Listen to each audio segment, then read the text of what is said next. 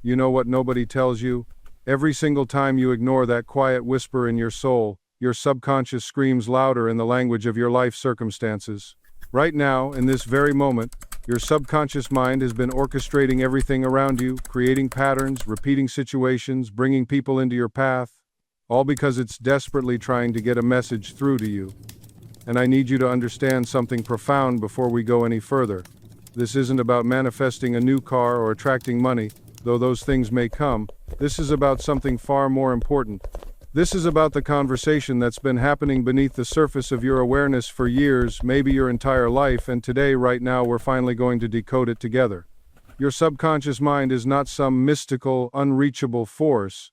It's the most loyal friend you've ever had, working every single second to protect you, to guide you, to show you the truth about what you really believe. And here's the uncomfortable part that most people never want to face. Everything you're experiencing right now, everything that keeps showing up in your life, the struggles, the patterns, the same types of relationships, the same financial situations, the same health challenges, these aren't accidents, they're not coincidences, they're not bad luck or the universe punishing you, they're messages.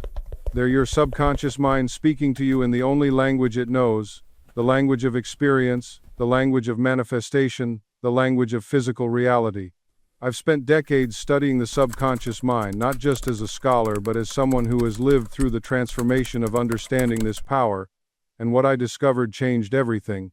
Your subconscious doesn't argue with you. It doesn't judge you. It doesn't even care if what you believe is true or false. It simply accepts. It accepts what you feed it and then goes to work making it real in your world. Right now, as I speak these words, your subconscious is listening. Not to my voice, but to your reaction to what I'm saying. It's feeling whether you accept this truth or reject it, and that feeling, that acceptance or rejection, will become your next experience. Think about this for a moment. Have you ever noticed how the same situations keep appearing in different disguises? Maybe you keep meeting the same type of person in different bodies? Maybe you keep facing the same financial crisis with different numbers? Maybe you keep feeling the same emotional pain with different stories wrapped around it? This is your subconscious trying to show you something. It's like a devoted teacher who keeps presenting the same lesson in different ways until you finally learn it. But most people never stop long enough to ask the real question. What am I being shown? What is trying to emerge from within me? What belief am I holding that keeps creating this reality? Your subconscious has been asking you to hear this. Not tomorrow. Not when you feel ready. Not when life gets easier. Right now. Because every moment you delay understanding this power is another moment you're unconsciously creating from old patterns, old beliefs, old wounds that were never yours to carry in the first place. The fascinating truth is that most of what's running your subconscious mind right now wasn't even created by you. It was installed, programmed, downloaded into your consciousness before you had the awareness to choose it. Your parents, your culture, your early experiences, they all wrote code into your subconscious operating system, and that code has been running your life ever since. But here's where it gets beautiful. Here's where the real power reveals itself. Once you understand how your subconscious works, once you learn its language, once you begin to consciously communicate with it, everything changes. Not eventually, not someday, immediately. Because the subconscious mind exists in a timeless state, it doesn't understand past or future, it only knows now. And whatever you impress upon it now becomes the blueprint for what manifests in your physical reality. This is not philosophy. This is not positive thinking. This is the mechanics of how your mind creates your world. And today I'm going to show you exactly how it works, and more importantly, how to work with it intentionally to create the life you actually want to live. Your subconscious has been waiting for this moment. The moment you stop running from the truth and start running toward your power. The moment you stop blaming circumstances and start claiming your authority as a creator. The moment you finally hear what it's been saying all along. You are so much more than you've been taught to believe. You are capable of so much more than you've allowed yourself to imagine. And the key to unlocking it all has been inside you this entire time. So let's begin. Let's decode the messages. Let's learn the language. Let's transform the program. Because your subconscious mind is ready. The question is, are you? I want to share something with you that might sound strange at first, but stay with me because this will change how you see everything. Your subconscious mind is always saying yes. Always. It never says no. It never resists. It never fights against what you're telling it. When you say I'm not good enough, your subconscious says yes, and goes to work creating situations that confirm you're not good enough. When you say I always struggle with money, your subconscious says yes, and orchestrates circumstances that ensure you struggle with money. When you say people always let me down, your subconscious says yes, and attracts people who will let you down. Not because it wants to hurt you, but because it's designed to prove you right. It's designed to match your inner beliefs with outer experiences. That's its job. That's what it does with absolute perfection every single time. Now here's where most people get confused. They think they want success, health, love, abundance, and they genuinely do on a conscious level. But the conscious mind, the thinking mind, the mind you use to read these words and make plans and analyze your day, that mind is actually the weakest part of your mental system. It's like the captain of a ship who thinks he's in control, but the real power is in the engine room deep below deck. That's your subconscious. And if the engine room believes you're unworthy, it doesn't matter how hard the captain tries to steer towards success. The ship will keep circling back to struggle. If the engine room believes love is dangerous, it doesn't matter how much the captain says he wants intimacy. The ship will keep sailing away from connection. The subconscious always wins. Always. Because it's operating from a level of power that the conscious mind can't override through willpower or positive thoughts alone. I learned this truth the hard way, through my own journey of watching people repeat patterns they desperately wanted to break. I watched intelligent, capable, sincere people sabotage themselves over and over again, not because they lacked willpower or discipline, but because their subconscious mind was running a different program. And no amount of conscious effort can permanently override a subconscious belief. It's like trying to drive a car with the emergency brake on. You can press the gas as hard as you want, but you're not going anywhere until you release that brake. The brake is in the subconscious. And today, I'm going to show you exactly how to release it. But first, you need to understand why your subconscious has been creating what it's been creating, and this requires radical honesty. This requires you to stop for a moment and ask yourself a difficult question. What do I actually believe about myself, about life, about what's possible for someone like me? Not what you wish you believed, not what you think you should believe. What do you actually believe in the deepest part of you? Because that belief, that core operating assumption, is running your entire life right now. It's selecting what you see, what you experience, what opportunities you notice, what relationships you form, what actions you take, and what results you create. Everything flows from that core belief. Most people have never done this deep inventory. They're living on autopilot, unconsciously repeating patterns that were programmed into them before they even learned to speak. And the tragic part is, they think this is just who they are. They think this is their personality, their character, their destiny. But it's not. It's just programming. And programming can be changed. Not by force, not by fighting against it, but by understanding how to speak to the subconscious in its own language and by impressing upon it new beliefs, new assumptions, new possibilities. This is the secret that changes everything. Your subconscious mind is not your enemy. It's not blocking you. It's not sabotaging you. It's simply being loyal to whatever you've told it is true. And once you change what you tell it, once you change what you impress upon it, it will be just as loyal to creating success as it has been to creating struggle. That's the promise. That's the power. That's what your subconscious has been asking you to understand. Let me tell you about a man I once worked with who perfectly illustrates this principle. He came to me devastated because he had just lost his third business in 5 years. Each time, different circumstances. One was a bad partner, one was bad timing, one was a market shift. But the result was always the same: financial collapse, personal defeat, and a return to struggle. On the surface, it looked like bad luck. But when we began to explore his subconscious beliefs, something fascinating emerged. He had grown up watching his father work himself to exhaustion running a business, sacrificing time with family, sacrificing his health, sacrificing his joy, all for what this man's young mind interpreted as suffering. And somewhere deep in his subconscious, a belief was formed. Business success equals suffering. Business success means losing the things that matter most. So even though consciously he wanted his businesses to succeed, his subconscious mind was protecting him from that success. It was doing exactly what it was programmed to do, keeping him safe from the suffering it believed success would bring. And every time his business started to grow, every time he got close to real success, his subconscious would create some form of sabotage, not because it hated him, but because it loved him. It was trying to protect him from what it believed was danger. This is how the subconscious works. It operates from the beliefs and associations formed in your past, especially in your early years, and it creates present circumstances that align with those beliefs. Once this man understood what was happening, once he could see the subconscious program running beneath his repeated failures, everything changed. Not because he tried harder, not because he found a better business model, but because he began to reprogram his subconscious mind. He began to create new associations with success. He began to impress upon his subconscious the truth that success could mean freedom, that success could mean more time with loved ones, that success could mean contribution and joy and ease. And as his inner beliefs changed, his outer results followed. Within 2 years, he had built a thriving business that gave him more freedom and more time with his family than he'd ever had before. The circumstances changed because the consciousness changed. That's the law. That's how it works.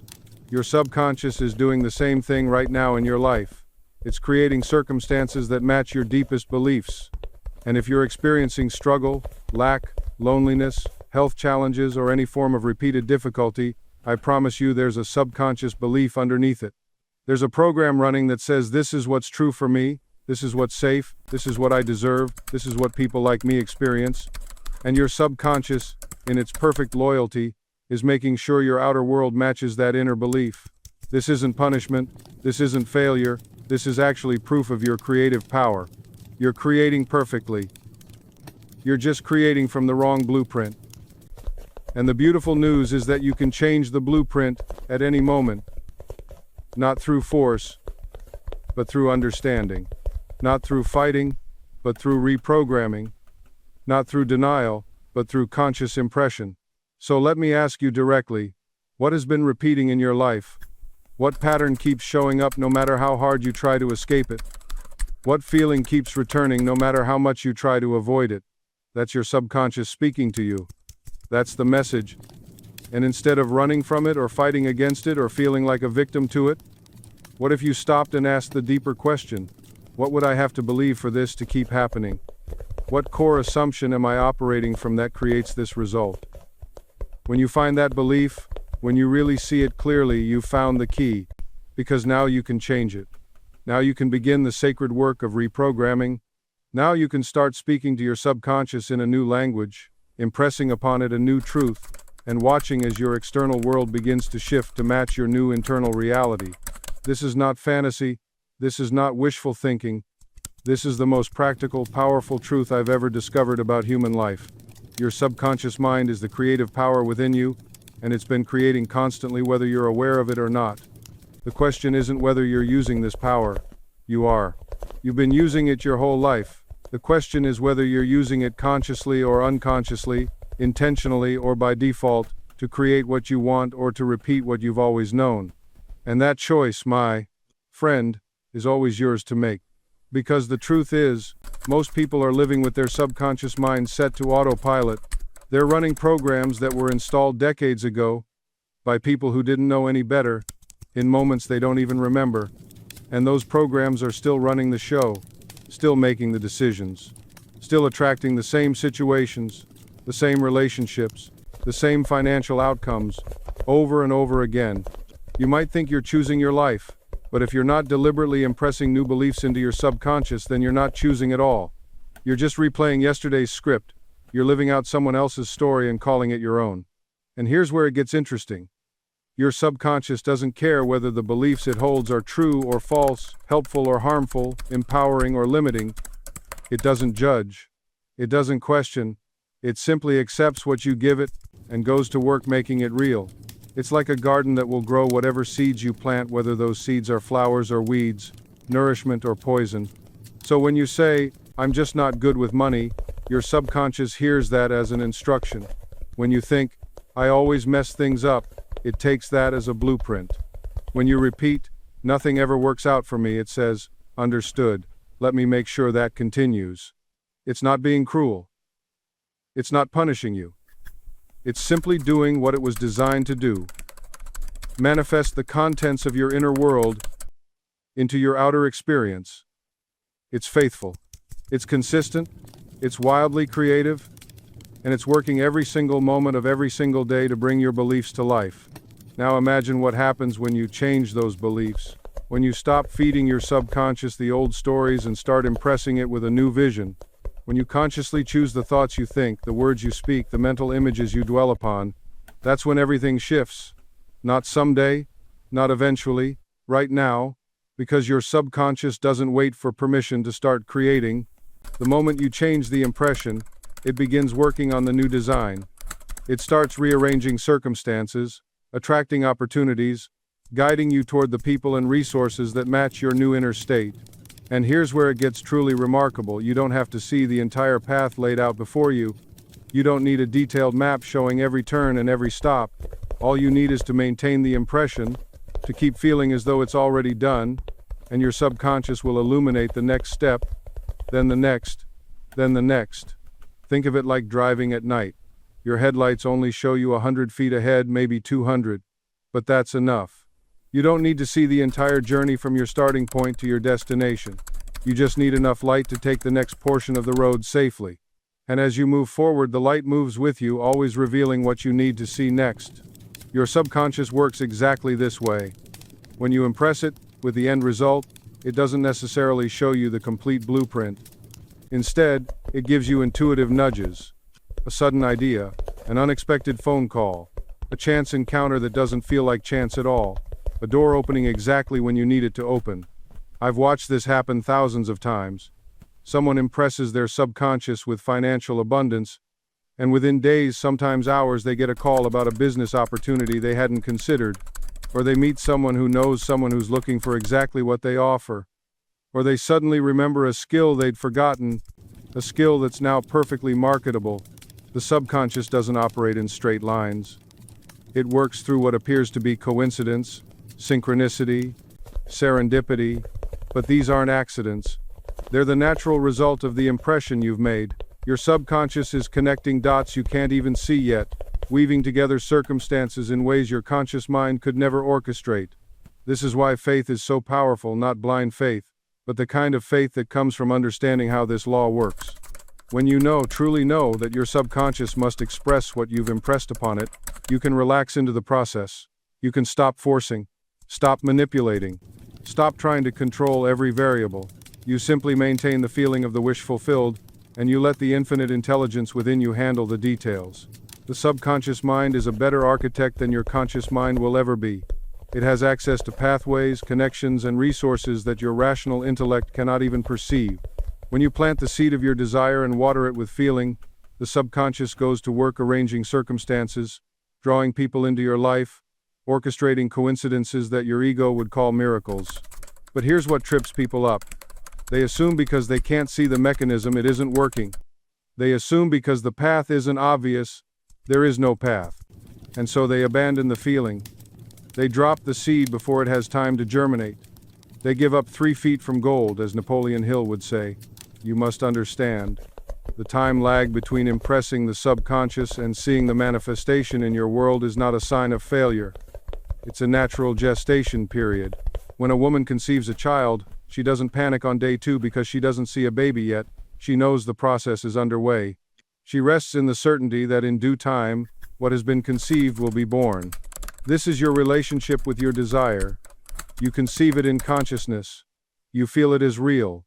You impress it upon your subconscious mind. And then you go about your life with quiet confidence, knowing that what has been impressed must express. The mistake is returning to the old state. The mistake is checking the mailbox 50 times a day, metaphorically speaking. The mistake is living from the state of wanting, instead of living from the state of having. Let me make this practical. Let's say you desire financial freedom. The amateur spends their day obsessing over bank accounts, worrying about bills, anxious about where the money will come from. They are fertilizing the seed of lack, not the seed of abundance.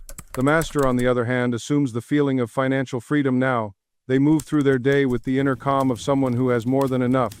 They might look at something they desire, and instead of feeling that pang of, "I can't afford this," they feel a quiet satisfaction, a sense of plenty. Not because they're denying reality, but because they are occupying a state of consciousness where abundance is their reality. And here's what happens next. And this is where it gets truly fascinating. When you consistently dwell in this consciousness of abundance, your actions begin to change. Not through force, not through willpower, but naturally, organically, as a flower opens to the sun. The person who feels wealthy doesn't hoard. They don't grip their money with white knuckles. They don't check their bank balance obsessively with fear in their heart.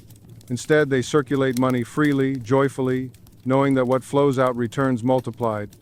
They tip generously not to impress anyone, but because it feels natural to their state of consciousness. They invest in themselves, in books, in education, in experiences, without guilt, because abundance doesn't question its right to expand. Think about the entrepreneur who started with nothing but an unshakable inner conviction of success.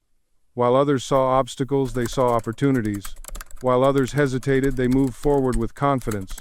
Not reckless confidence, but the deep, quiet assurance that comes from knowing at a subconscious level that they are meant to prosper. And slowly, steadily, their outer world began to reflect that inner certainty. This is not magical thinking. This is psychological law at work. Your subconscious mind is like a magnet. It attracts to you circumstances, people, and opportunities that correspond to your habitual thinking. When you persistently feel wealthy, your subconscious begins to accept this as fact, and it goes to work to make your external reality match your internal state. Now, many people try to affirm abundance while simultaneously entertaining thoughts of lack. This is like pressing the accelerator and the brake at the same time. You must be vigilant. You must guard your consciousness as you would guard your most precious possession, because it is. The moment you catch yourself thinking, "I can't afford that," stop immediately. Don't let that thought take root. Instead, quietly affirm, "God is my instant, unlimited supply. All my needs are met now." You're not lying to yourself. You're redirecting your attention from lack to the infinite source within you. Your subconscious doesn't argue. It doesn't say, "Wait, but your bank account shows this amount." No, it accepts what you repeatedly impress upon it. If you keep telling it you're poor, it will arrange circumstances to prove you right. If you tell it you're prospered, it will find ways to make that true. I've watched this principle transform countless lives. A woman once told me she was drowning in debt, working 2 jobs, exhausted beyond measure. I asked her one question. "What are you saying to yourself about money all day long?" She paused, then admitted, "I keep saying I'll never get ahead. I tell myself I'm cursed with bad luck." There was her answer. Her words were creating her reality. I instructed her to change just one thing, her inner dialogue. Every time a thought of lack arose, she was to replace it with, "Infinite riches are flowing to me now. I am a channel of divine prosperity." She committed. Not half-heartedly, but with the same intensity she'd previously devoted to worry. Within 3 months, she received an unexpected promotion. Within 6 months, she'd paid off half her debt. Within a year, she was living in abundance she'd never imagined possible. Was this magic? No. It was law. Mental law. The law of mind. She changed her consciousness, and her world had to change to match it. Your world is simply an outpicturing of your habitual thinking. Change your thinking, and you must change your world. But here's what most people miss. You must persist even when external circumstances seem to contradict your affirmation. This is where most people abandon their practice. They affirm abundance for a few days, and when the bills still arrive, they say, "See, this doesn't work." They declare health while still feeling pain, and after a week they conclude the technique has failed them. But consider the farmer who plants seeds in spring. Does he dig them up after 3 days to check if they're growing? Does he stand over the soil, shouting at the earth for not producing corn instantly? Of course not. He knows there's a gestation period. He trusts the process. He continues to water and tend the soil even when he sees nothing but dirt. Your subconscious mind works exactly the same way. When you plant a seed in your subconscious through affirmation, you've initiated a process that must come to fruition. But you cannot keep digging it up with doubt. You cannot water it one day with faith and poison it the next with fear. I've witnessed this pattern countless times. Someone comes to me desperate for change. They learn the technique. They practice it fervently for a short while. Then, When the outer world hasn't instantly rearranged itself to match their inner vision, they conclude it's not working. What they don't understand is that the subconscious is already working. The creative forces are already in motion. But these forces move through natural channels. They operate through what we call the law of growth, and all growth takes time. Think about the oak tree. It starts as a tiny acorn, barely visible in the soil. For weeks, nothing appears to be happening, but beneath the surface, roots are spreading. Life is organizing itself. The intelligence within that seed is following its blueprint perfectly. Then one day, a small shoot breaks through. Years later, it's a mighty oak. Your desire is like that acorn. When you impress it upon your subconscious mind with feeling and acceptance, you've planted it in the most fertile soil in the universe. Now your job is not to dig it up every day with worry. Your job is to maintain the consciousness of the wish fulfilled. Let me ask you something. When a farmer plants a seed, does he dig it up the next morning to check if it's growing? Does he stand over the soil, wringing his hands, saying, "I don't see anything yet, maybe this won't work"? Of course not. He knows that beneath the surface, invisible processes are taking place. Roots are forming. Life is stirring. Growth is happening in the darkness where he cannot see it. Your subconscious mind works the same way. Once you've planted your desire with faith and feeling, the creative forces of the universe begin to work on your behalf. Circumstances start to shift. People are moved. Opportunities begin to take shape. But all of this happens first in the invisible realm before it manifests in your visible world. This is where most people fail. They plant the seed with a prayer or a moment of visualization, and then an hour later, they're back to their old mental habits. They're worrying about how it will happen. They're looking at their current circumstances and saying, "See, nothing has changed." They're uprooting the seed with their doubt before it has a chance to break through the soil.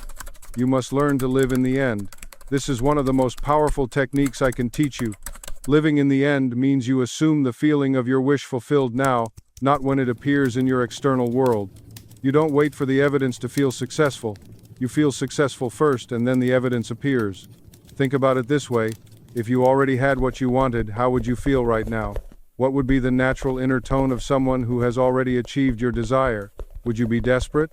Would you be anxious? Would you be constantly checking to see if it's coming? No. You would be calm, satisfied, at peace. You would have a quiet inner knowing that it is done. That is the consciousness of the wish fulfilled. That is what it means to dwell in the end.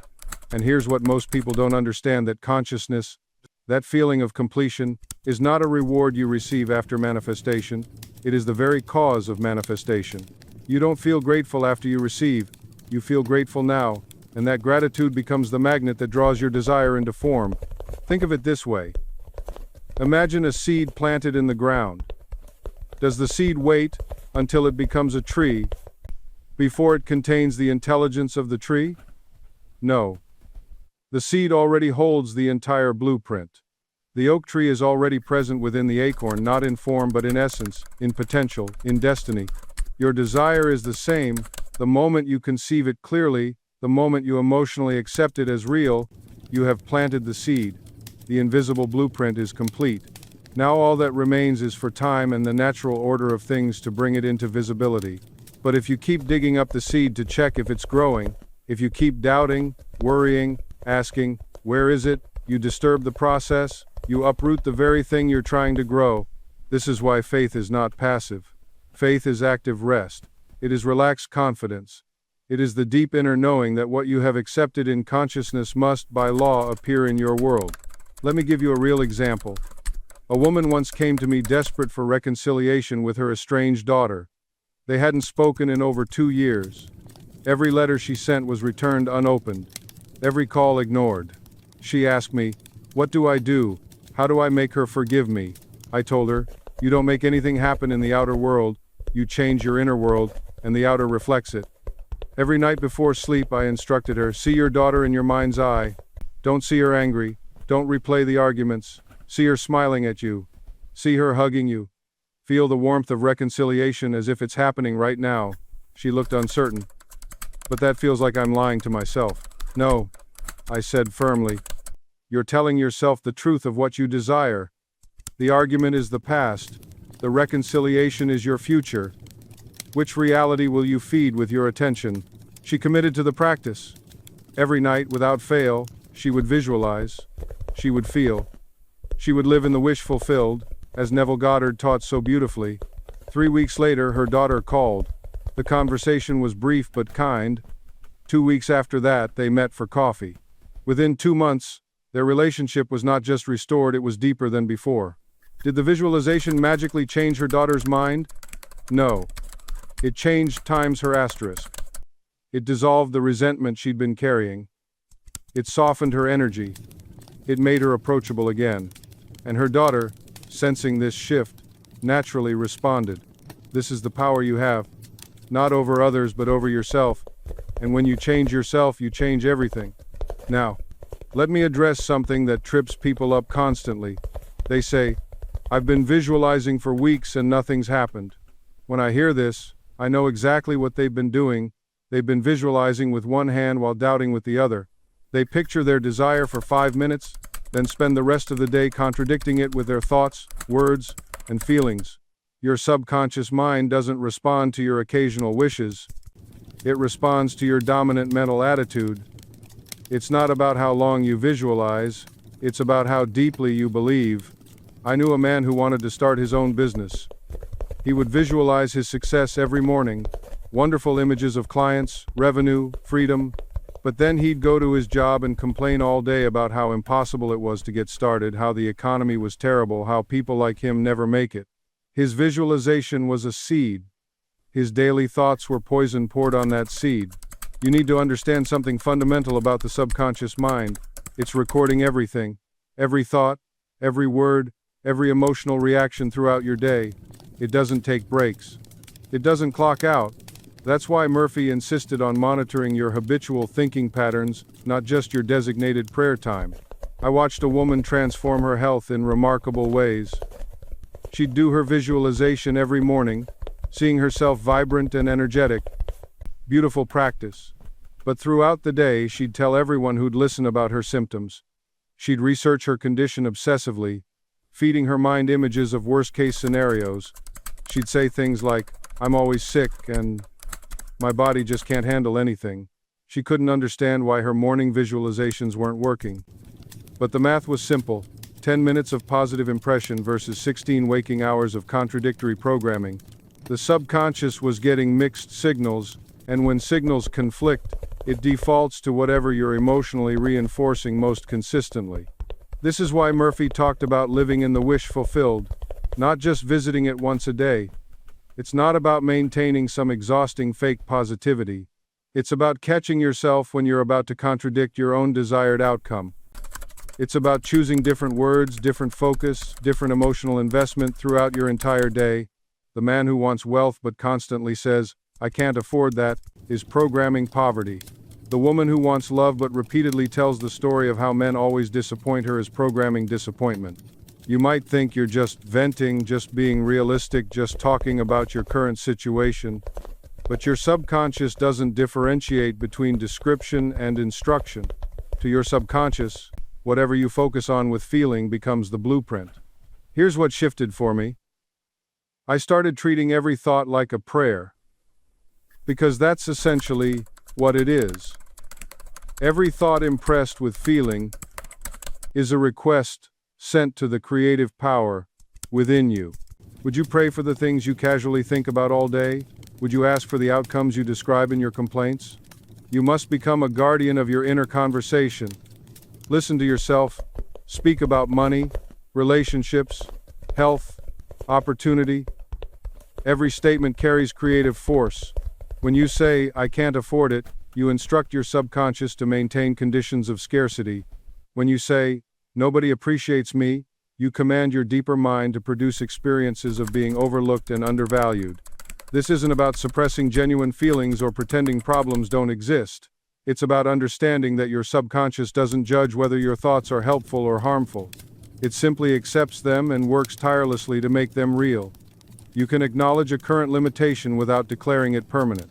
There's a profound difference between saying I'm currently working through financial challenges and I'm always broke. One describes a temporary situation, the other declares an identity. Your subconscious builds your identity from the declarations you make repeatedly. A woman came to me after years of saying, I'm just not good with people. She was lonely, convinced that social connection was beyond her natural abilities.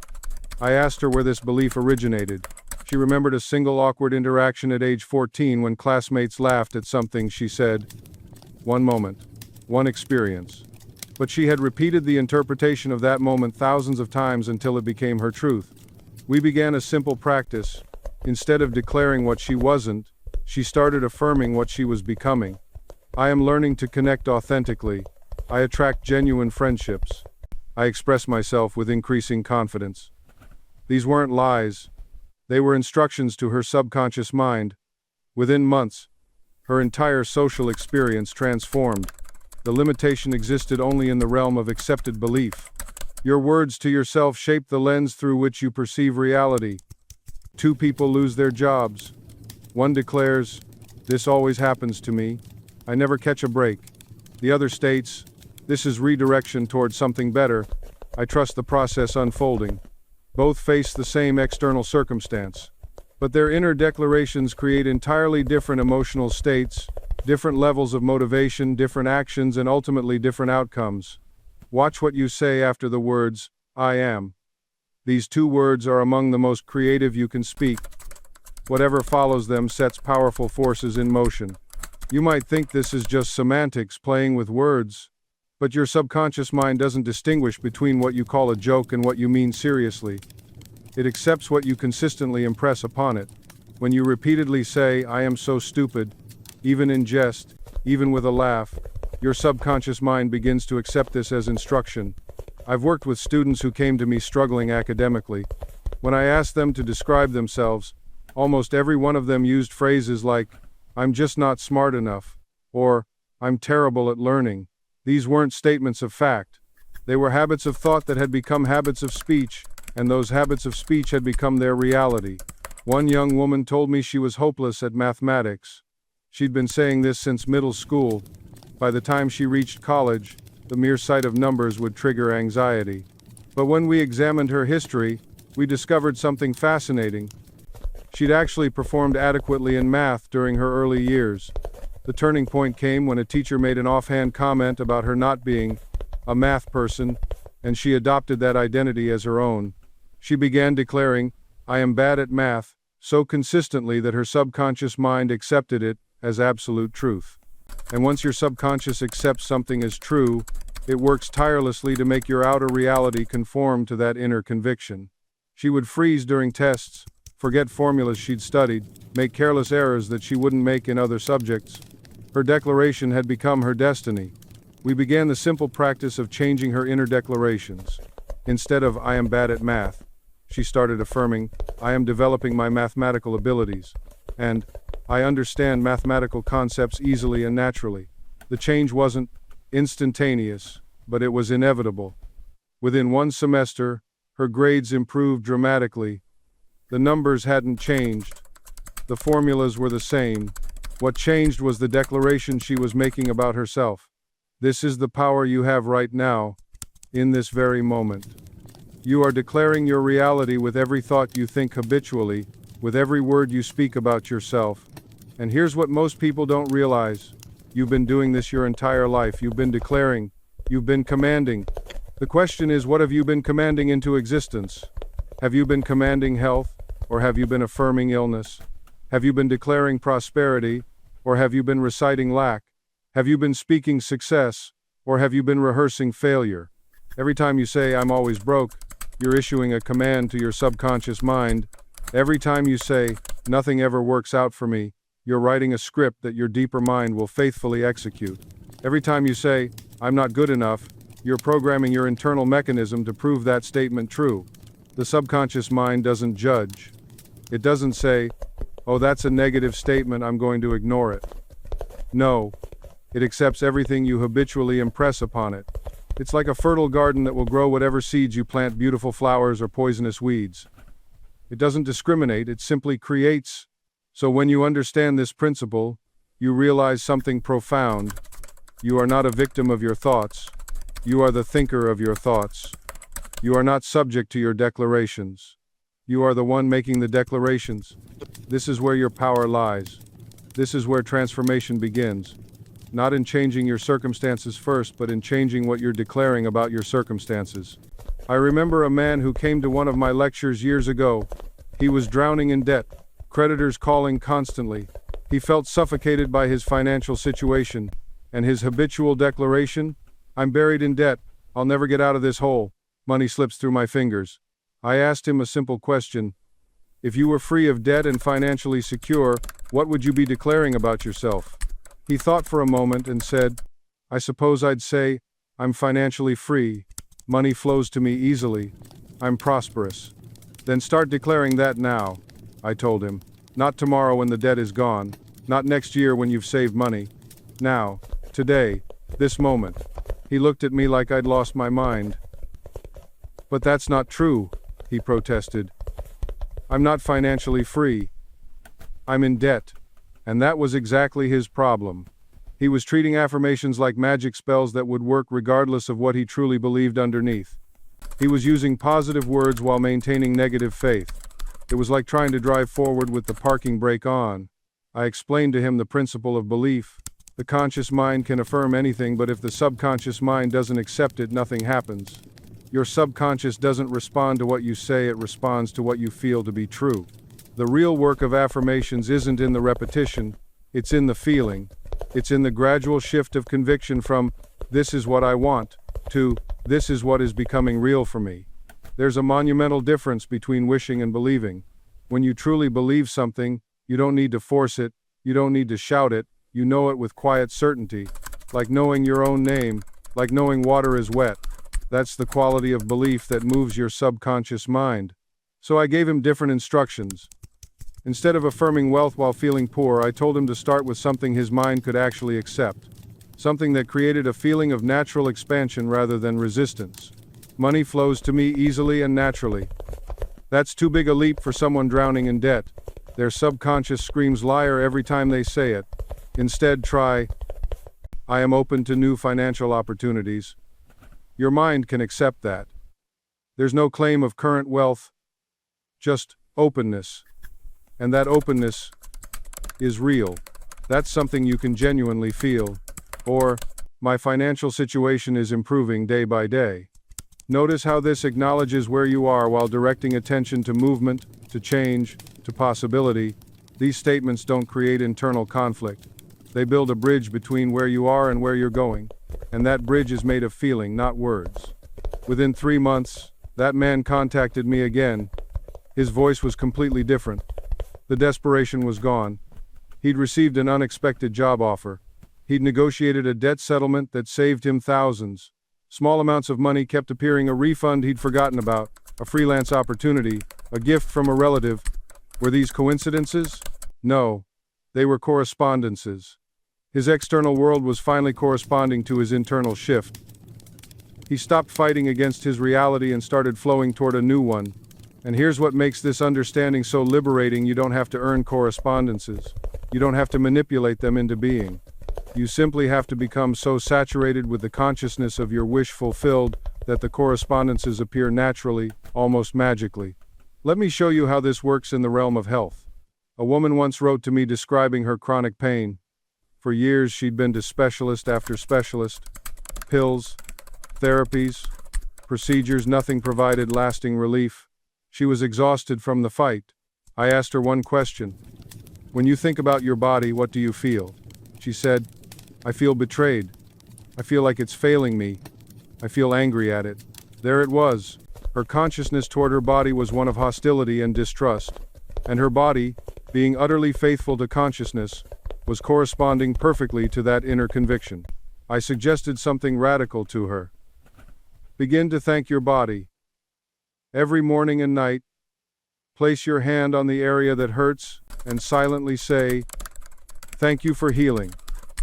Thank you for strength. Thank you for carrying me through life." She looked at me like I was asking her to lie. But I explained, "You're not lying. You're selecting a new dominant vibration. You're choosing gratitude over grievance." Within days, something shifted. Not necessarily the pain at first, but her relationship to her body. She stopped treating it like an enemy. She started speaking to it with kindness, imagining it whole, feeling appreciation for everything it did do well. And then the correspondences began. A friend mentioned a new therapy she hadn't heard of. An article appeared in her feed about inflammation and diet. A doctor she'd seen years ago reached out randomly with new insights. None of this was coincidence. These were all correspondences, outer reflections of an inner transformation. Within 3 months her pain had reduced by half. Within 6 it was nearly gone.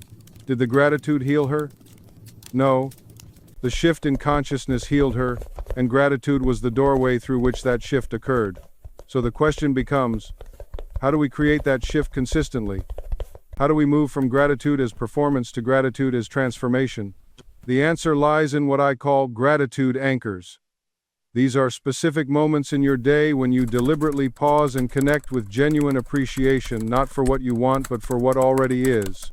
Not as a transaction, but as recognition. Here's how it works.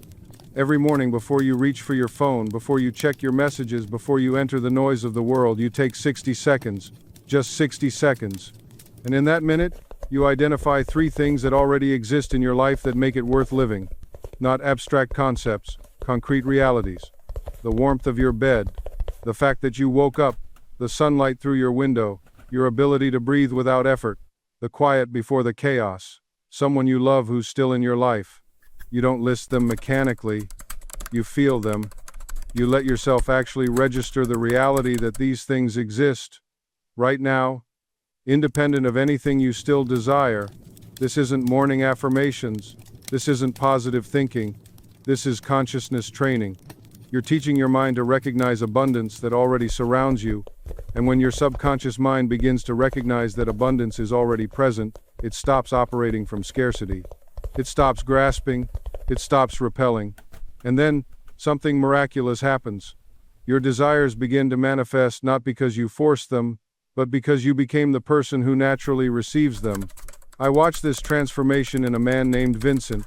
He came to one of my lectures absolutely desperate. He'd been trying to manifest financial freedom for 7 years. 7 years of vision boards, affirmations, visualizations, scripting, and he was more broke than when he started. "What am I doing wrong?" he asked me, frustration thick in his voice. I asked him one question. "When was the last time you felt grateful for money you already have?" He stared at me. "I don't have any money. That's the problem." "You have enough money to be here tonight?" I said. "You have enough money to have eaten today. You have enough money that you're not currently homeless. When was the last time you acknowledged that?" He was silent. "But what if I lose it all?" he finally asked. And there it was, the real fear underneath everything. I leaned forward. "Then you'll have had the experience of having it, and you'll know you can create it again, because you understand now that it wasn't luck the first time. It was consciousness." This is what most people don't understand about wealth. They think it's a possession, something you have or don't have. But wealth is a state of being. It's a frequency you tune into. And once you know how to find that frequency, you can always find it again. Think about the musicians who lost everything and rebuilt their careers. The entrepreneurs who went bankrupt and came back stronger. The artists who were rejected hundreds of times before their breakthrough. What did they have that others didn't? Not luck, not connections, not even talent necessarily. They had unshakable knowing. They had experienced their own creative power, and that experience became their foundation. Nobody could take that from them. This is why I keep emphasizing the feeling. When you've truly felt yourself as wealthy, when you've inhabited that consciousness fully, you carry it with you. It becomes part of your identity. And your outer world has no choice but to reflect it back to you. The billionaire I mentioned earlier, he told me something I'll never forget. He said, "I've made and lost fortunes multiple times, but I've never once doubted I would be wealthy again, because I understand now that the money isn't the wealth. The consciousness that creates the money is the wealth." Let that sink in for a moment. The consciousness that creates the money is the wealth. When you grasp this, truly grasp it, you become invincible, not because nothing bad will ever happen, not because you'll never face challenges, but because you know with absolute certainty that you are the source, you are the creator, you are the power that brings wealth into form. And nothing outside of you can change that. Let me tell you something that's going to shift your entire perspective on money. Most people believe they need to fix something in the external world first before wealth can come to them. They think they need the right opportunity, the perfect timing, the ideal market conditions, or someone to give them permission. But here's the truth that changes everything. Wealth doesn't wait for conditions to be perfect. Wealth flows to the consciousness that's already prepared to receive it. Think about it. When you plant a seed in the ground, you don't dig it up every day to check if it's growing. You don't stand over it and worry whether the soil is good enough or if there's enough water. You plant it with confidence, knowing that nature has a perfect system already in place. The same principle applies to your financial desires. When you impress your subconscious mind with the feeling of wealth, you're planting a seed in the most fertile soil in the universe. And just like that seed, it doesn't need your constant interference or worry. It needs your faith. It needs your unwavering assumption that what you've planted must come to harvest. But here's where most people sabotage themselves. They plant the seed of wealth in their subconscious through visualization and affirmation, and then the very next day they're back to digging it up with doubt. They look at their bank account and say, "See, nothing's changed. This doesn't work." That's not how creation works. There's always a gestation period between the impression and the expression, between the seed and the harvest, between the thought and the thing. Your job isn't to figure out how it's going to happen. Your job isn't to force it into being through struggle and strain. Your job is simply to remain faithful to the assumption that it's already done. I am wealthy. Not I will be wealthy. Not I'm trying to be wealthy. I am wealthy now. This isn't positive thinking. This is a declaration of truth from the level of consciousness where wealth already exists.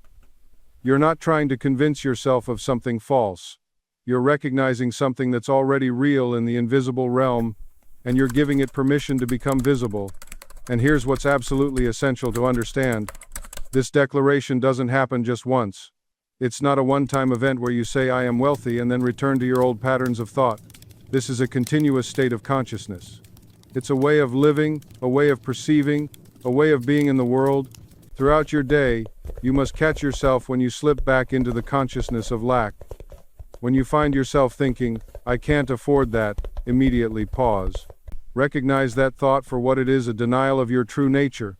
Then gently, without self-judgment, redirect your consciousness. Not by forcing yourself to think differently, but by returning to that deeper knowing. This is where many people struggle. They think this work is about positive thinking or affirmations that feel empty. But I'm talking about something far more profound. I'm talking about actual recognition of truth. When you truly understand that your consciousness is the only creative power in your life, you stop arguing with this principle. You stop testing it. You stop wondering if it will work. You simply accept it as you accept the law of gravity. Let me give you a practical example. Imagine you're walking through a store and you see something you desire. Your first thought might be, I wish I could afford that. This is the consciousness of separation. But when you've truly awakened to the principle of consciousness, you recognize something different. You realize that if this thing exists in your experience, if you can see it, if you can desire it, then it already exists within your consciousness as a possibility. Your work then is not to figure out how to get it. Your work is to accept that the same infinite intelligence that created it has already provided the means for it to be yours if it aligns with your highest good. This doesn't mean mindless wanting of everything you see. It means recognizing that desire itself is often the universe's way of calling you toward your expansion. When you truly understand this, you stop forcing, you stop chasing, you stop begging the universe for scraps like a spiritual beggar standing outside the gates of abundance. Instead, you claim your inheritance. You step into the royal consciousness that was always meant for you. Let me tell you something powerful. Every great master, every saint, every person who has accomplished extraordinary things understood this principle. They didn't see themselves as separate from the source of all good. They recognized their unity with infinite intelligence. Jesus said, I and my Father are one. Not separate, not inferior, one. The same power that spoke worlds into existence flows through you right now as you read these words. The same intelligence that orchestrates galaxies, that causes seeds to become mighty trees, that heals wounds without your conscious effort, lives and moves in you. But here's where most people stumble. They accept this intellectually but deny it emotionally. They say, yes, I know God is within me. But then they worry about money. They affirm abundance but feel panic when bills arrive. They claim health but obsess over every symptom. Their words say one thing while their emotional state screams another. Your subconscious doesn't listen to your words. It responds to your conviction, your feeling, your dominant mental attitude. When you truly accept that infinite supply is your birthright, worry becomes impossible. Not because you're pretending everything is fine, but because you've touched something real within yourself. This is why gratitude is so transformative. When you feel genuine thankfulness, you're acknowledging that good is already present. You're not thanking some distant deity who might reward you if you grovel enough. You're recognizing the abundance that already surrounds you, and that recognition opens the floodgates for more. Think about it. When someone constantly complains about what they lack, they're programming their subconscious to see more lack. Their very attention creates a filter through which only scarcity can be perceived. But when you train yourself to notice what's working, what's beautiful, what's already blessed in your life, your consciousness shifts. This isn't about ignoring problems or pretending challenges don't exist. This is about recognizing that your mental energy is creative power, and wherever you direct that power, you create more of that experience. Think of a photographer who's been trained to capture beauty. When they walk through a city street, they see light falling through leaves, shadows creating patterns on brick walls, the curve of architectural details. Another person walks down the same street and sees only litter, cracks in the pavement, and things that need fixing. Same street, completely different experience. The difference isn't in what's there, it's in what consciousness has been trained to perceive. Your subconscious mind is like that photographer. It captures what you've trained it to look for. And the extraordinary truth is that you're the one who's been doing the training, whether you realized it or not. Every thought you've entertained, every statement you've repeated, every emotional response you've indulged, all of it has been programming your inner lens. So when I tell you that gratitude is one of the most powerful tools for transformation, I'm not speaking metaphorically. I'm describing a practical reprogramming technique. When you begin each day by acknowledging what's already good, what's already working, what you already have to be grateful for, you're literally retraining that inner photographer. You're teaching your subconscious to scan for abundance instead of lack. And here's what happens next, and this is where it gets really beautiful. As your consciousness shifts to perceive more good, your circumstances begin to reflect that shift. Opportunities appear that were always there but invisible to your previous state of awareness. Resources flow toward you because you become receptive to receiving them. Relationships improve because you're emanating a different vibration. You're not creating something from nothing. You're aligning with what's already present in the infinite field of possibility. You're tuning your radio to a different station, and the music that plays is completely different. And when you tune into that station, when you align with the frequency of love, abundance, and possibility, you begin to notice something extraordinary. Opportunities appear that weren't there before. Not because they're new, but because you're finally able to see them. A conversation with a stranger leads to a job offer. An impulse to take a different route home introduces you to someone who becomes instrumental in your journey. A book falls off a shelf literally or figuratively and contains the exact answer you've been seeking. These aren't coincidences. These are the natural result of your shifted consciousness. You've changed your inner world, and the outer world is simply reflecting that change back to you. I've seen this happen thousands of times. A woman struggling with loneliness decides to change her inner narrative. Instead of affirming, "I'm always alone," she begins to affirm, "I am surrounded by genuine connection and love." Within weeks, her phone starts ringing. Old friends reach out. Invitations appear.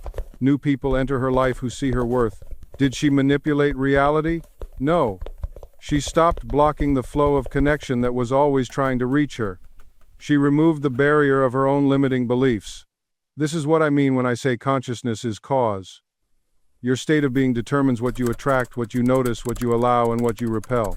And here's what makes this so powerful. You don't need to know how it will happen. You don't need to figure out the logistics. That's not your job. Your job is to embody the feeling, to maintain the assumption, to live from the end. The universe, or your subconscious mind, which is connected to infinite intelligence, handles the how. When you plant a seed in the ground, you don't dig it up every day to check on its progress. You trust the process. You water it, give it sunlight, and allow nature to do what nature does. The same principle applies here. You plant the seed of your desire in your subconscious through feeling and assumption. You nourish it with faith and repetition, and you trust that it's growing beneath the surface, even when you can't yet see the evidence.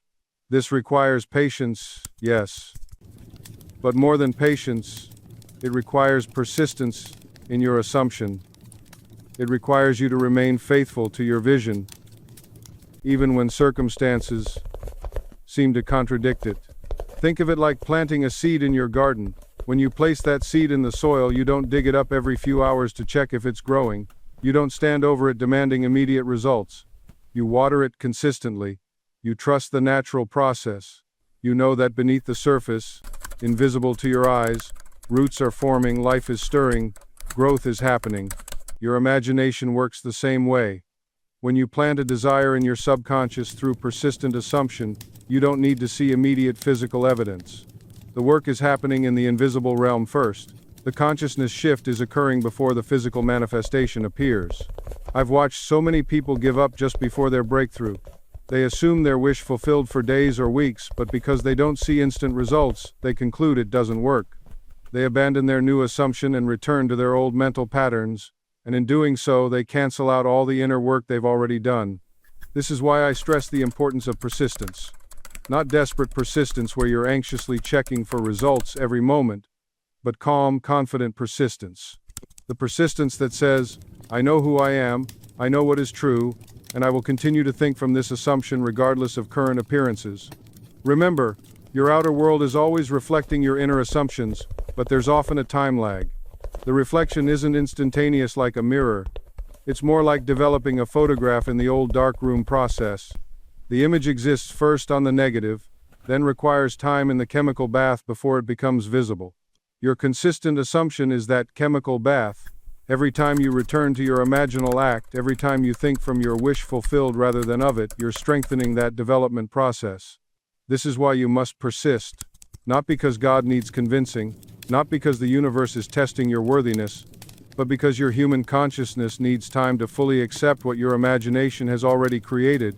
You are literally impressing your subconscious mind with a new pattern, and like any impression, it deepens with repetition. Think of a record being made. The needle doesn't cut the groove in one pass.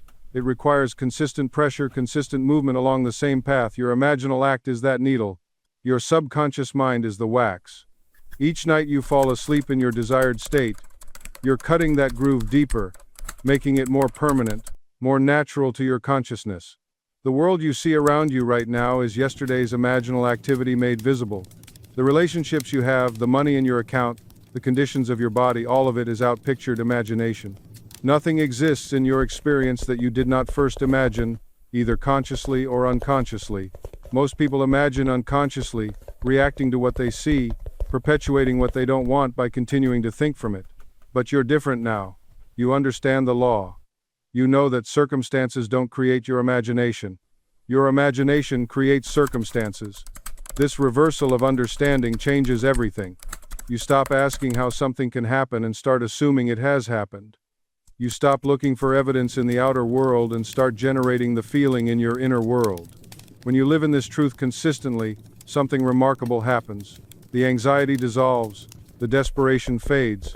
You develop a quiet confidence that borders on certainty. Not because you're delusional or in denial, but because you've touched something real in consciousness. You felt the reality of your wish fulfilled so vividly, so repeatedly, that it now feels more natural than your current circumstances. This is the state Neville called the Sabbath, the state of rest. Not physical rest, but mental rest. You're no longer striving, struggling, or wondering if it will work. You know it's done, you've seen it in imagination, you've felt it in your heart, and knowing that consciousness is the only reality, you rest in that assumption, allowing the outer world to rearrange itself to match your inner conviction. This is what it means to live from the end. It's not waiting, it's not hoping, it's dwelling in the reality of your wish fulfilled as if no other reality ever existed. And the beautiful part? The universe doesn't argue with you. It doesn't question your assumption. It simply reflects back to you the state you are occupying within. If you assume wealth, wealth comes. If you assume health, health manifests. If you assume love, love appears. Not because you forced it, not because you manipulated circumstances, but because you became it first in consciousness. Now, I want to address something important. Some people hear this teaching and they say, "But Joseph, I've been visualizing for weeks and nothing has changed." And when I look deeper, I discover they're visualizing from a state of lack, not fulfillment. They're imagining their desire while simultaneously feeling its absence. They're picturing the house while thinking, "I don't have it yet." They're seeing the relationship while feeling lonely. And this divided consciousness cancels itself out. You cannot serve two masters. You cannot assume the wish fulfilled while entertaining the opposite. You must choose. And your choice is made not with words, but with feeling. When you truly assume something, you stop looking for it. You stop worrying about it. You stop checking the outer world for evidence.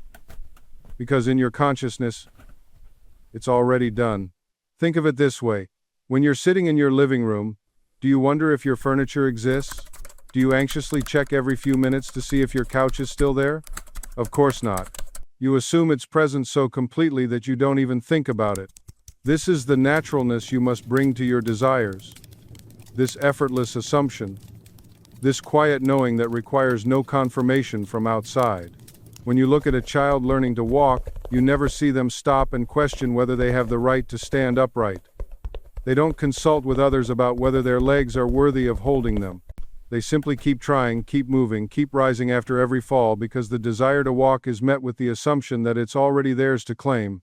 You must approach your desires with this same innocent certainty, not the forced certainty that comes from affirmations you don't believe, not the desperate certainty that grips tightly because it fears loss, but the natural certainty of a bird that knows it can fly without ever having studied aerodynamics.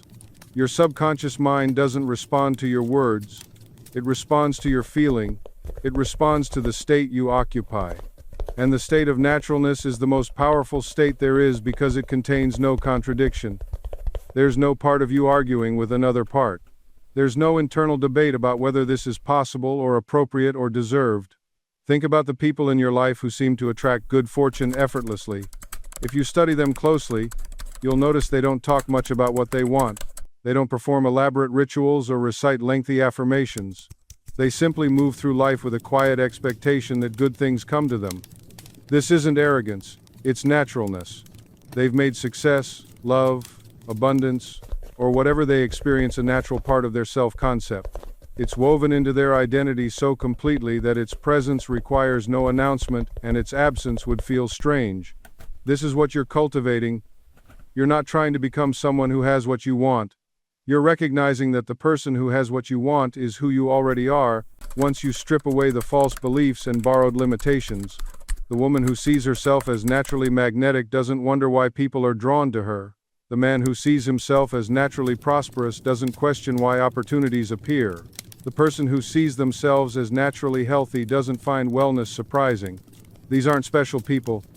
They're simply people who've allowed their self-concept to align with their desires so completely that the manifestation becomes as natural as breathing. And here's what happens when you reach this state. You stop monitoring. You stop checking. You stop needing proof because the proof is in how you feel about yourself. The outside world becomes a reflection, not a source. And reflections always lag behind the original image. When you live from this place, you're not performing anymore. You're not auditioning for your own approval. There's no need to rehearse confidence in the mirror or psych yourself up before walking into a room. That's what people with low self-worth do. They prepare to pretend.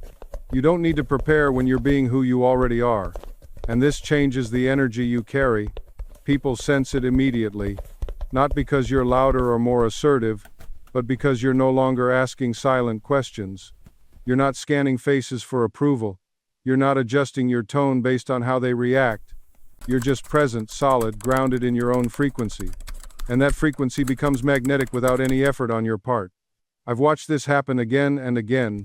Someone spends years chasing validation from a specific person, a parent, a partner, a boss.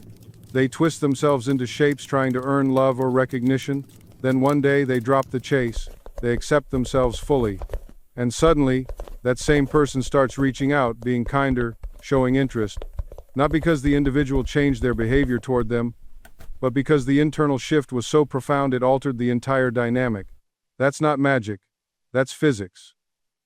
You stopped broadcasting lack, so the reflection stopped showing you rejection. You embodied worth. So the world started treating you as worthy. It's not even personal, it's mechanical. The world doesn't know how to treat you until you show it through the way you treat yourself. And here's the part most people miss. This isn't about becoming perfect. It's not about never doubting yourself or never feeling uncertain. It's about the relationship you have with those moments. Do you let doubt define you, or do you observe it and choose differently? Do you spiral into unworthiness at the first sign of failure, or do you see failure as information, not identity? People with high self-worth stumble just like everyone else.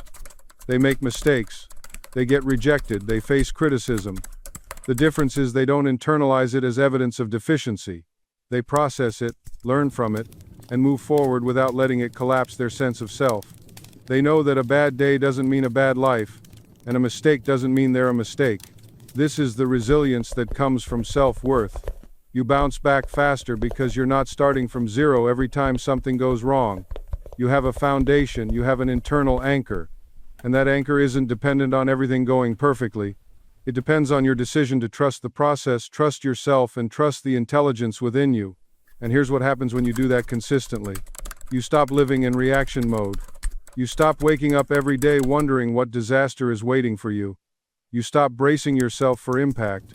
You stop walking through life with your fists clenched and your shoulders up around your ears. You start living from a place of centeredness. You start making decisions not out of panic, but out of clarity. You start responding to challenges not with fear, but with curiosity. You start seeing problems not as threats, but as information. And people notice. They notice that you're different. They notice that you don't get rattled as easily. They notice that you carry yourself with a quiet confidence that doesn't need to announce itself. And here's the beautiful irony in all of this. When you stop trying so hard to control everything, when you stop white-knuckling your way through life, when you stop forcing and pushing and manipulating every outcome, things start to flow. Not because life suddenly got easier, not because the universe decided to cut you a break, but because you're no longer creating additional resistance with your own mind. You're no longer sabotaging yourself with worry and doubt and catastrophic thinking. You're working with your subconscious instead of against it. You're aligning your thoughts with your desires instead of contradicting them every 5 minutes.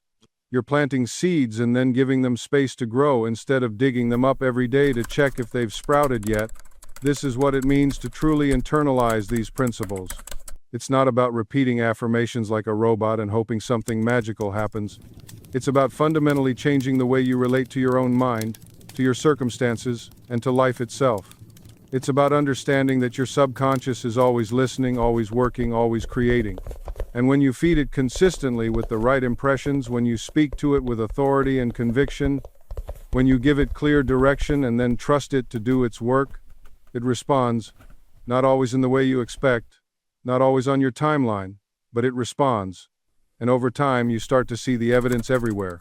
In the opportunities that show up, in the people you meet, in the ideas that come to you, in the problems that resolve themselves, in the paths that open up when you were certain you were stuck. This is how your subconscious confirms it's already at work. You don't need fireworks. You don't need dramatic signs from the universe. You need only to notice the quiet shifts, the small synchronicities, the gentle momentum building beneath the surface of your days. And you trust it? You trust that while you go about your life, while you work and rest and connect and create, your subconscious is arranging circumstances, orchestrating encounters, generating insights that will serve your highest intention. This is the ultimate partnership between your conscious and subconscious mind. Your conscious mind sets the direction, it chooses the seed, it declares the desire with clarity and feeling. Your subconscious mind handles the execution. It works with intelligence far beyond your conscious capacity. It knows paths you haven't considered. It sees connections you can't perceive. It operates through laws that are always working, always responding, always creating. And together, they move you toward the life you've claimed as yours. So let me ask you directly, right now in this moment, what are you ready to impress upon your subconscious tonight? Not someday, not when conditions are perfect, not when you feel more worthy or more ready. Tonight, what single desire, if accepted completely by your subconscious mind, would transform your experience of life? Maybe it's freedom from a chronic fear that's haunted you for years. Maybe it's the manifestation of financial abundance that allows you to live without constant anxiety about money.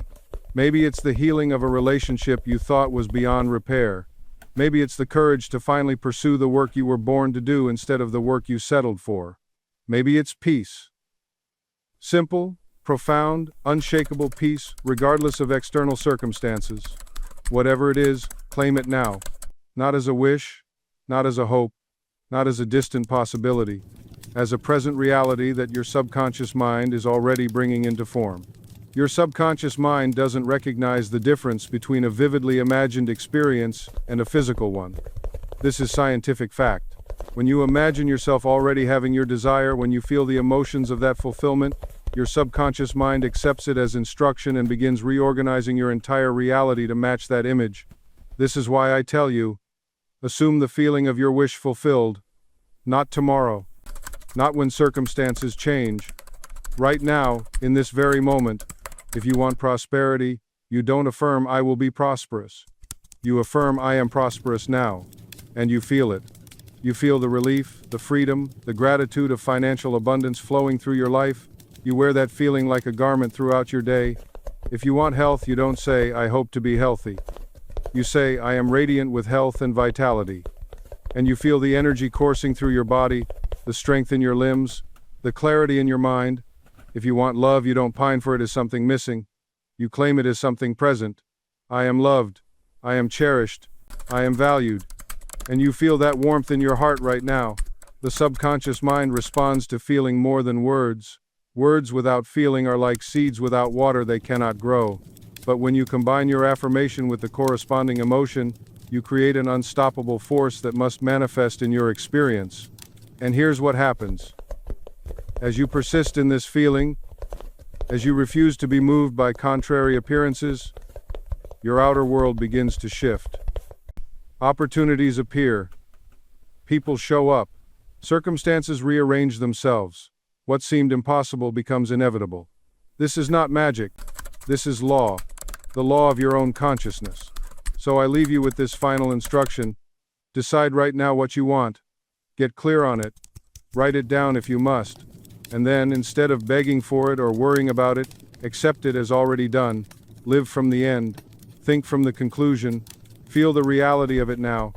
Your subconscious mind is listening. It's always listening. And it will move heaven and earth to make real in your external world what you have accepted as true in your internal world. This is your power. This is your inheritance. Use it wisely, use it faithfully, and watch your life transform before your very eyes.